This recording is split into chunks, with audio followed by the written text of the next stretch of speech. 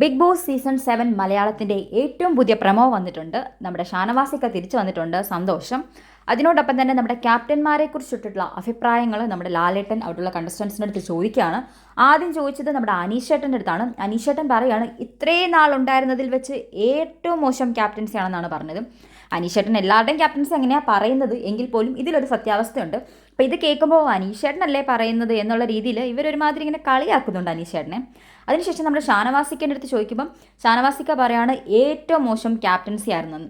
അതിനുശേഷം നമ്മുടെ സാബുവാൻ്റെ അടുത്ത് ലാലേട്ടൻ അങ്ങോട്ട് ചോദിക്കുന്നുണ്ട് പരാജയമായിരുന്നോ വൻ പരാജയമായിരുന്നോ എന്ന്. അപ്പം നമ്മുടെ ആ സാബുമാൻ പറയുന്നുണ്ട് വൻ പരാജയമാണെന്ന്. ഞാൻ ഇവരെ 3 പേരെയും ക്യാപ്റ്റന്മാരായിട്ട് കൂട്ടിയിട്ടില്ല എന്നാണ് അനുമോള് പറയുന്നത്. നമ്മുടെ ആദില പറയുന്ന ഡയലോഗാണ് പൊളിച്ചത്. 3 പാഴ്മരങ്ങൾക്ക് തുല്യമായിരുന്നു എന്നാണ്. ലാലേട്ടൻ വരെ ഷോ എന്ന് പറയുന്നുണ്ട്. അവരുടെ മുഖം അങ്ങോട്ട് വെല്ലാണ്ടായി അത് കേട്ടിട്ട്. അപ്പം പറഞ്ഞ കാര്യങ്ങളൊക്കെ വളരെ കറക്റ്റ് കാര്യങ്ങളാണ്. അപ്പം ലാലേട്ടൻ പറയുന്നുണ്ട് ഒരാൾ പോലും നല്ലത് പറഞ്ഞിട്ടില്ലല്ലോ എന്ന്.